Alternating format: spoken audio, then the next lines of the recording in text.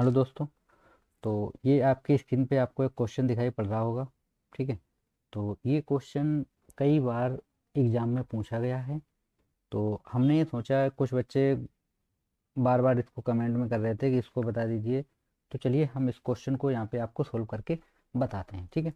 तो उससे पहले आपको क्या करना होगा, इस क्वेश्चन को आप लोग एक बार रीड कर लीजिए। ठीक है। देखिए क्वेश्चन क्या दिया गया है। एक दुकानदार, ठीक है, एक दुकानदार एक वस्तु को, ठीक है, एक कोई दुकानदार एक वस्तु को मूल्य पर 16% की छूट देता है। कितनी छूट देता है? 16% की छूट देता है। ठीक है।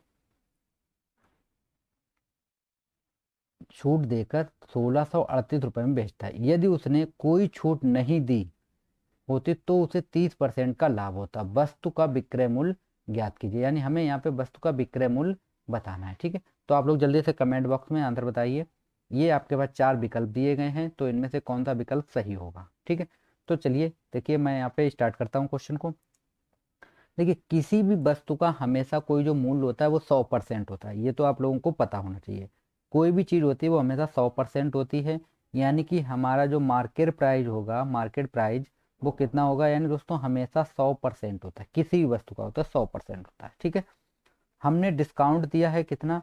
16% का। यानी छूट हम लोगों ने कितनी दे रखी है? डिस्काउंट। ठीक है। तो डिस्काउंट हम लोगों ने दिया है 16% का। कितने का दिया है? 16% का हम लोगों ने डिस्काउंट दिया है। ठीक। अब देखिए डिस्काउंट दिया है, तो यानी कि जो चीज़ थी वो हमारे पास कितनी बची थी? यानी कि डिस्काउंट देने के बाद हमारे पास जो चीज़ बचेगी वो 100 माइनस कितना हो जाएगा? 16, यानी कि 84% की वो चीज़ बची है मेरे पास। ठीक। अब देखिए, अब क्वेश्चन स्टार्ट हो, यानी कि 16% की छूट देकर वो कितने की बेच देता है? 1638 रुपये में बेच देता है। यानी कि 84% बराबर आपको कितना दे रखा है? 1638 रुपये।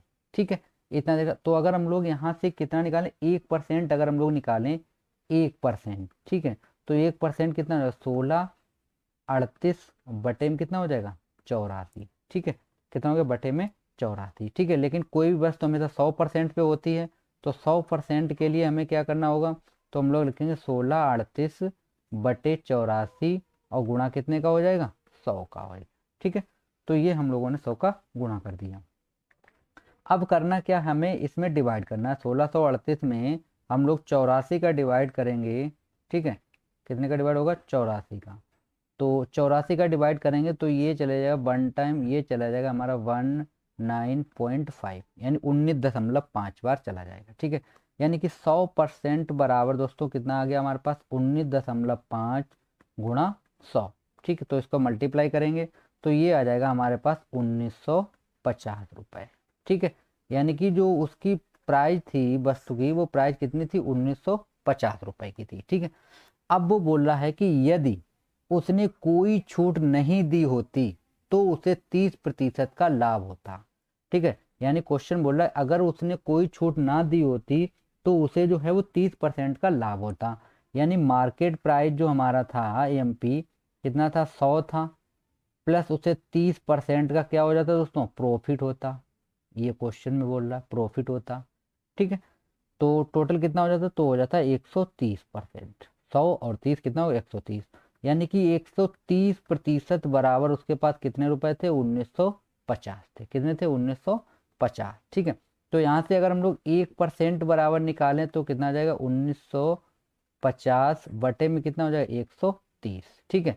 तो इसको डिवाइड कर दिए, जीरो से जीरो कैंसिल, 13 एकम 13, 13 एकम 13, कितना बचा? 6, 13 पचे 65। तो 1% बराबर कितना निकल गया दोस्तों?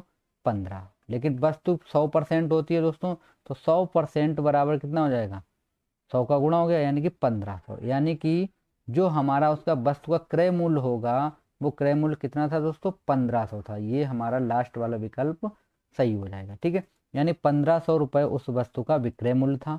ठीक है। तो आशा करते हैं क्वेश्चन आप लोगों को समझ में आया होगा। अगर कोई डाउट होता है तो आप लोग हमें बोल सकते हैं कमेंट में। वैसे क्वेश्चन कोई टफ नहीं था, सरल क्वेश्चन था। क्वेश्चन में ये पूछ रहा था कि एक दुकानदार एक वस्तु को उसके सूची मूल्य पर 16% की छूट देकर 1638 रुपये में बेचता है। यानी कोई एक वस्तु होगी, उसका एक प्राइस होगा कुछ ना कुछ। ठीक है। प्राइस मुझे नहीं पता था, तो किसी का भी प्राइस होता है वो 100% हमने मान रखा है।